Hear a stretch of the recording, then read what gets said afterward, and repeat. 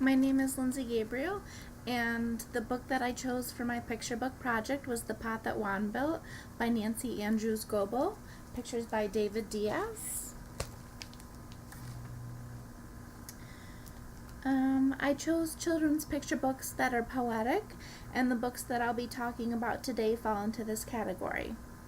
The Pot That Juan Built was published in 2002 by Lee and Low Books. This wonderful picture book is a cumulative rhyme, and its texts and pictures are based on the life of Mexican potter Juan Quesada. I think this book would be appropriate for grades 2nd and up. This is a wonderful picture book, both of its story and its illustrations. The picture book is broken up into 2 sides, one in poetry and one in the story of Juan Quesada and his making of pottery. The poetry builds as the story goes on. Juan became a professional potter in the 1970s and changed his village that was poor into a prosperous community of artists. The story tells how Juan uses cow manure for fuel, which might make kids laugh. I'll show you the illustration here.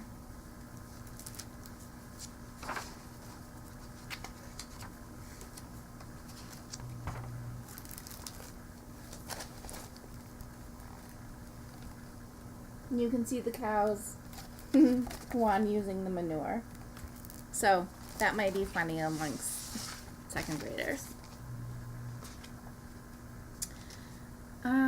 But it is true story, so it's important to the story. He also uses local minerals and human hair for tools in making his pottery. There's another wonderful illustration of this. You can see him using human hair in his paintbrush.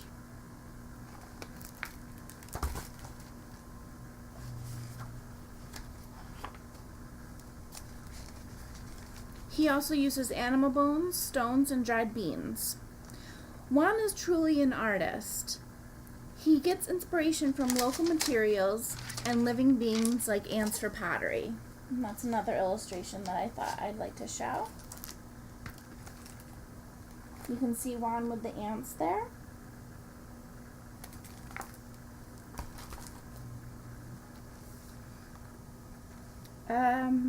Juan is such a popular potter that he has given his art to a Mexican president. This book includes, which is really important, a wonderful afterword. We can look to that.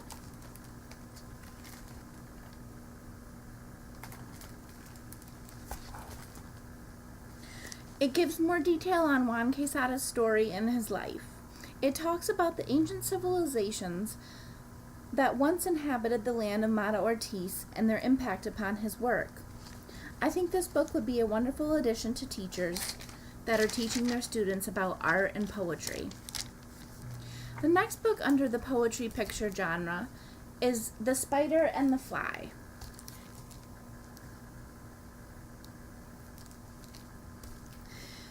This is Mary Howitt's classic 1829 poem with new illustrations by Tony DiDorliza. This picture book is not a cumulative rhyming book like The Pot That Juan Built, but it does go back and forth between the spider and the fly. I think this book would be appropriate for grades 1st and up.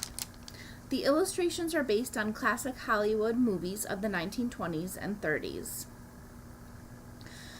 I think the opening page is great as it shows the house the spider lives in. It's very spooky.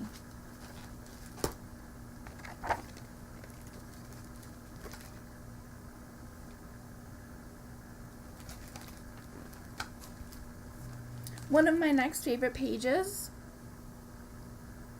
would be when the fly sees the joy of cooking books. Instead of the joy of cooking, it's the joy of cooking bugs.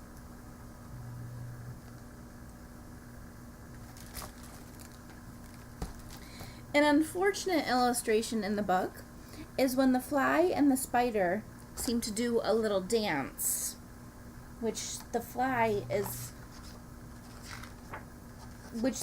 fly is quite unaware of at this point. You can see them kind of going back and forth there.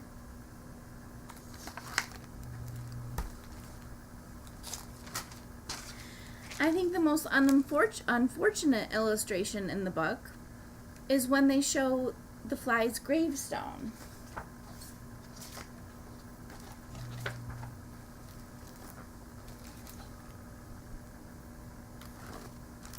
It reads, "Unto an evil counselor close heart and ear and eye, and take a lesson from this tale of the spider and the fly, R.I.P."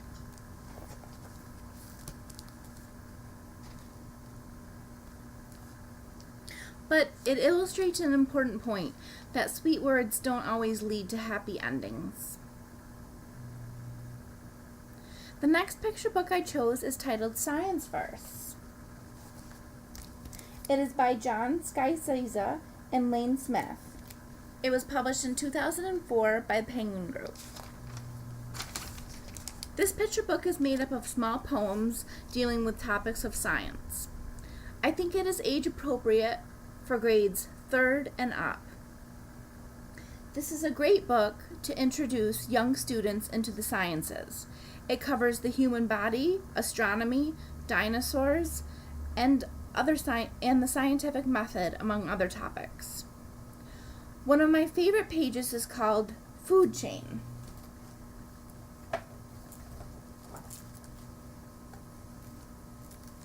It's funny and insightful.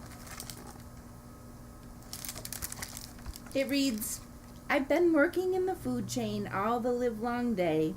In the middle of the food chain, I've got no time to play. Can't you see the green plants growing? That's energy, okay?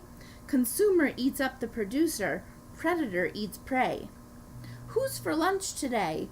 Who's for lunch today? Don't you just wonder who's for lunch today? Predator or prey? Predator or prey? Eat or be eaten? That's the only way." Another one of the best pages showed how a mealworm changes into a pupa and then a beetle.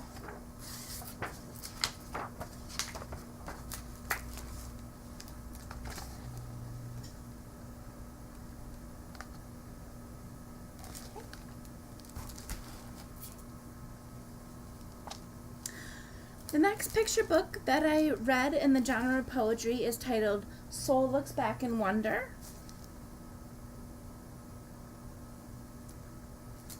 It is by Tom Feelings.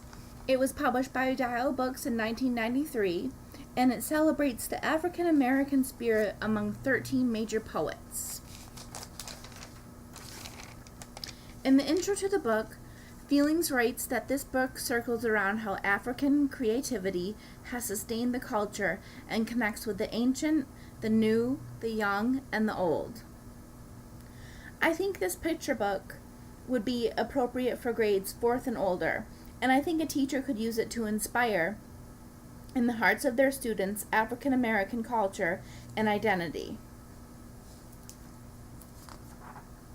So I'd like to show you a couple pages from that. This is a poem by Maya Angelou. It's entitled I love the look of words. And you can see that the girl is intensely reading a book there.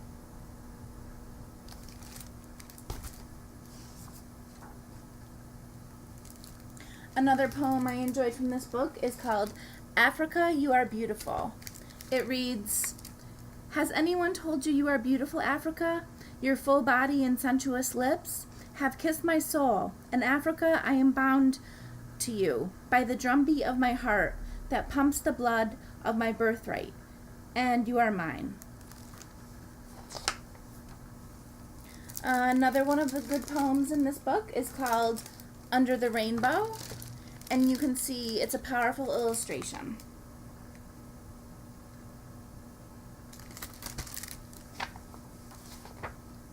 This book also includes great autobiographies of all the poets that contributed to this book, as you can see here.